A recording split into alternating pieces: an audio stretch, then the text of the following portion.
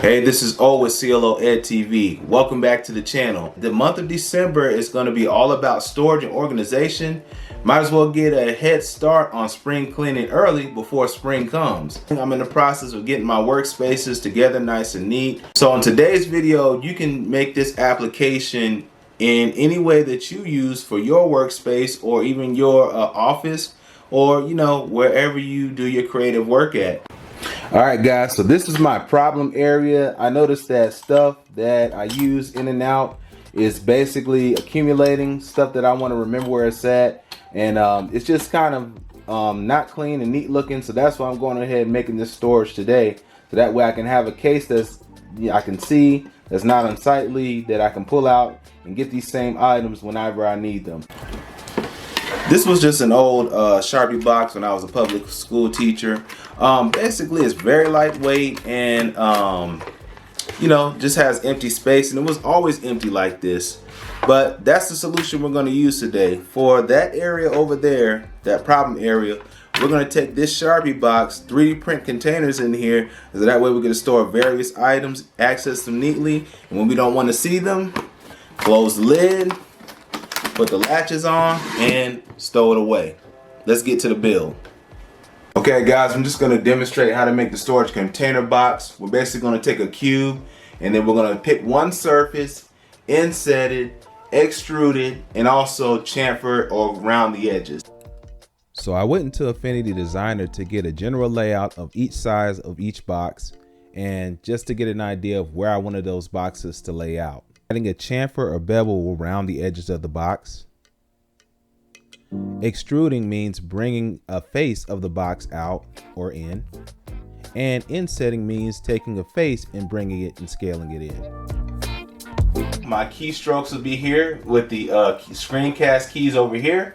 So what I love about Blender is the simplicity. So if I wanted to make a cube just like this, I just hit Shift A, Mesh, and Cube. I can hit S to scale it up. You can come over here and actually get your precise sizes and dimensions right here. Also, if you want orthographic projection, you can do it. I can hit Shift Z and get into wireframe, and hit Shift Z again to go back into solid mode. Now, also, if I want to turn this into a storage box, I just hit Tab, go into edit mode, select the front face, press the letter I for inset, press the letter E for extrude, and bring it in. You can also change your view, and if you have a number pad on your keyboard, you can also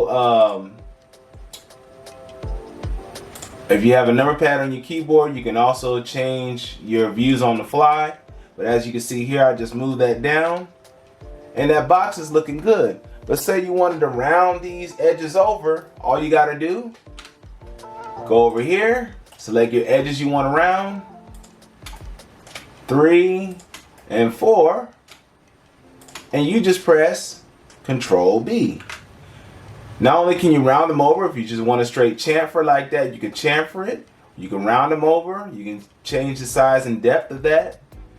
And that's all that's to it, guys. Here I have my storage box ready to print on the 3D printer.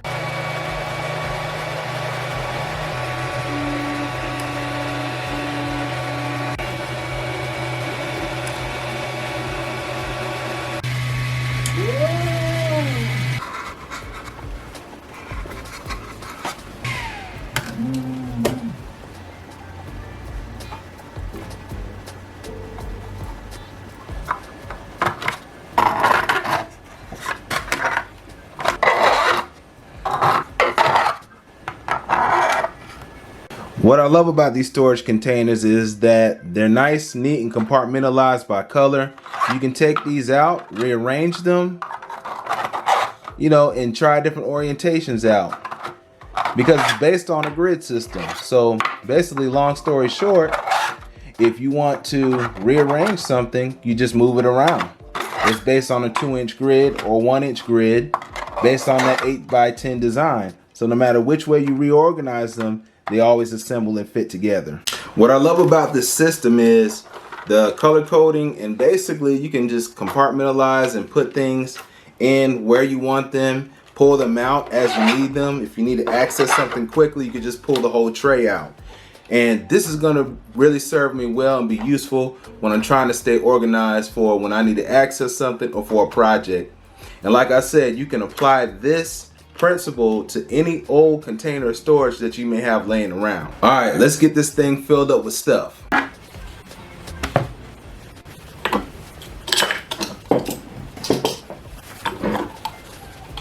I just like to take a second to admire the luster. Just look at that shine on this particular filament. This filament is by Mullen, and I'll leave a link in the description below where you can get this particular filament. Also, if you're interested, this is a glow-in-the-dark filament, and I'll show you a B-roll clip here. And if you want to pick this filament up, I'll leave the link in the description below as well.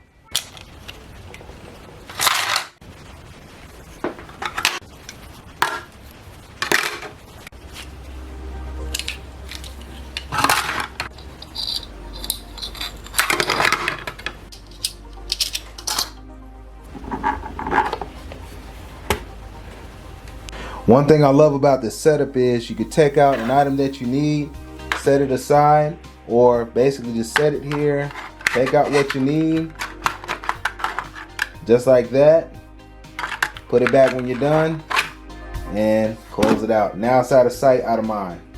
Looks good to me. What do you think?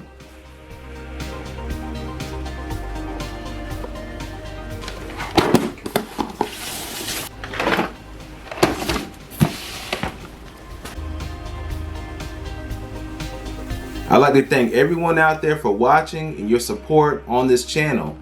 If you learned something new or enjoy videos like this and want to see more videos, definitely subscribe, like, share, and also in the description there are support links there where you can support the channel. I'll definitely be having more organizational videos coming out soon, and also a special campaign coming at the end of the month dealing with the Learning Academy. So definitely stay tuned for that, and I'll give more details as that video comes out.